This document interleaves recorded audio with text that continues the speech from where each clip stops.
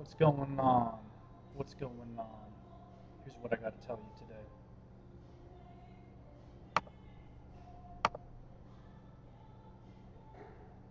Well, I went to see The Winter's Tale this weekend past, twice actually, near Encircle Drive by the Credit Union at the high school where young actors came and convened and performed thrice the play that has a deceptively simple title, The Winter's Tale by William Shakespeare. The English language's greatest dramatist. Real cool show. Real cool show. No fear, Shakespeare has the play categorized as a play to impress your English teacher.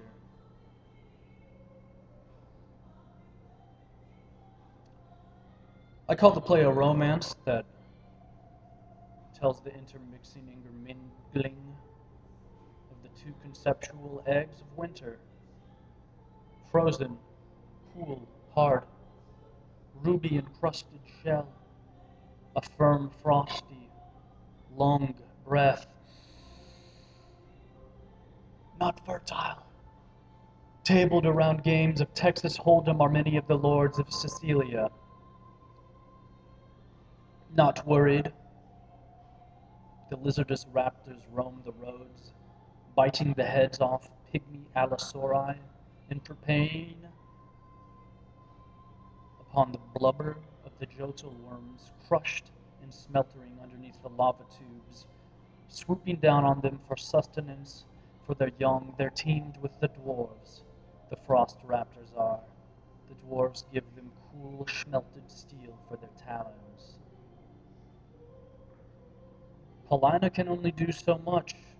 What with little Prince Mamillius with his ball and joint Pom-tool he uses to play when King Leontes goes into his whirls of heheheing, sending out her ripples in different directions and giddifying the oceans of calm thought pools around the cranial casements of the ones who sleep, not being the hunters and adventurers in their taverns.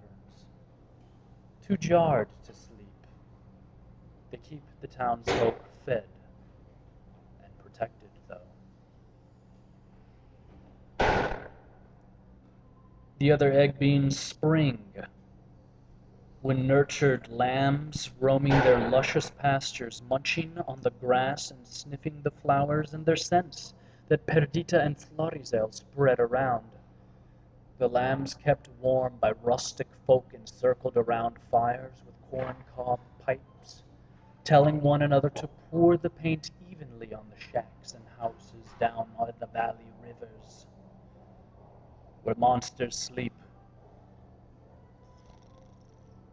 collecting their dreams.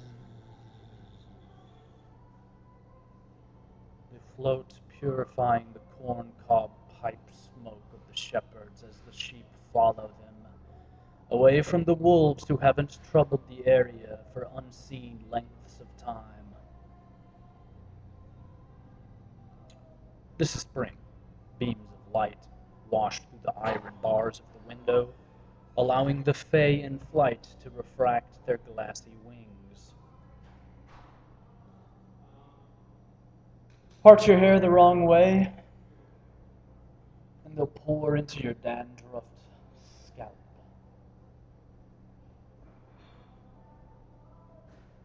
It's a tale of a king's jealousy. Leontes busts hard in the first act, letting his knowledge of better realms crack as he remembers that time in the fall in Oaken Leaves Palace, when Polixenes played for him that sheetling burnished Nevada-shaped stone-bodied Corthera with illuminated brick strings, too curvaceously solid for Leontes, when he was still a youth.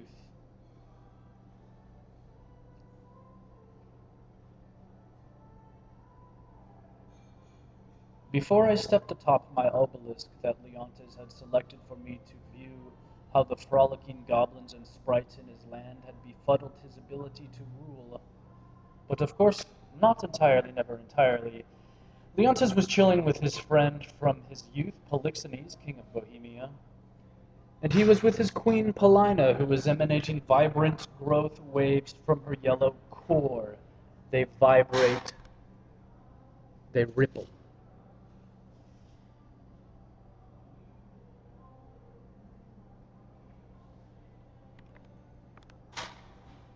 She and Leontes live inside of a grandfather clock, with the phases of the moon and the time sweltering, spinning, unseen by man, unheard, unvisaged. Yet you can sense it, you can know it. Each individual movement of the play's action has brought me to this moment.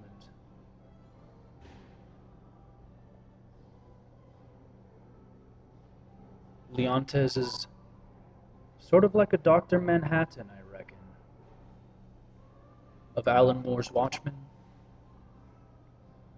He surveys his frosty kingdom and hears rapport from jesters as comedic as Stephen Colbert.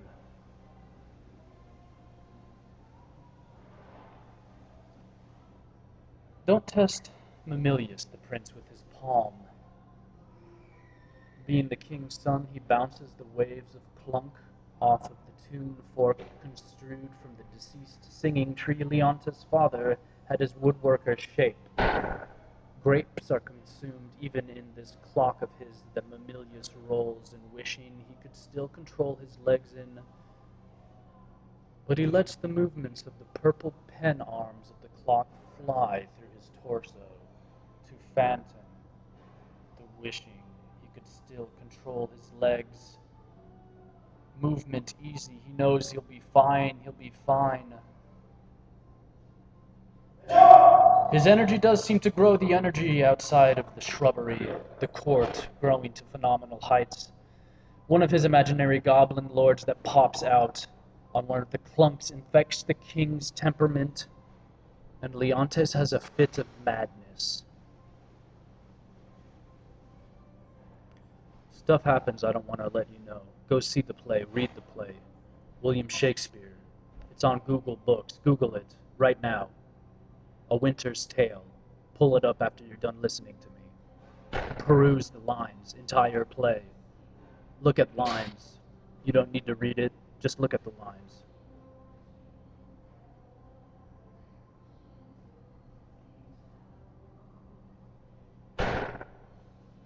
Not cool. Not cool, Leontes.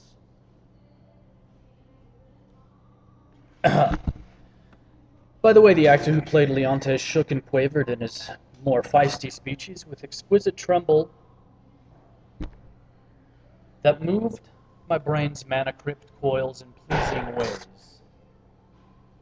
I'm glad I'm not Paulina in those times, a feeling that's still in my legs as I shake and play double bass in reverse. To tell you about this Leopardus tail, flies orbiting me, pops from the doors. As I delude myself into thinking that I'm a planet that can please Apollo as he sends me charitably to the south, although I need southbound momentum for a job in 3 weeks. I say not cool, Leontes, not cool, bro, because he sent his right-hand man to poison his queen. A kingdom when the queen is shackled in the prisonous earth is not a place I want to be, nor do you. He made Mamillius become bugs. And humans, although they work with insects sometimes, as in the duels that take place in Innistrad, we don't like morphing, because delving into secrets is not what we do in the summer, unless our circadian rhythm has not been restored properly. Rest in peace. Rest in peace. R.I.P. I may only receive state-funded health care from this moment forth,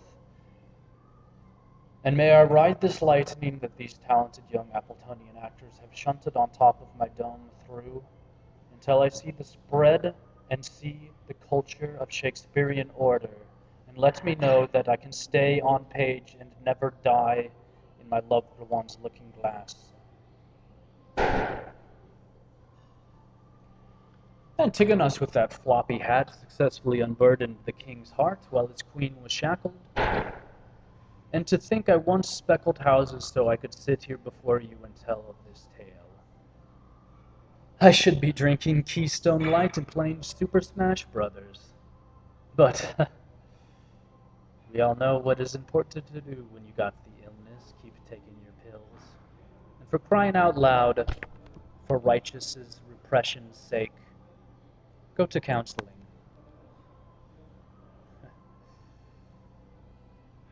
One thing about kings losing their minds and casting their lovers into prison is that it lets rogues wander and do their thing more jollily. One thing I've learned from this play is that Dr. Pepper and Dasani bottled water are mere trifles. I learned this from Autolycus as he was singing his song, introducing himself.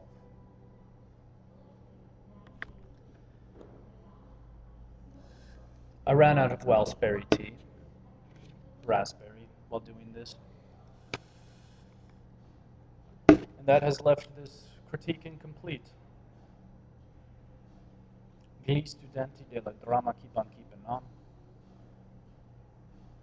Ram theater till I take myself too seriously and sit as a rock, stony silent as they ask. Why'd he do it, willingly take that treacherous path? Peace.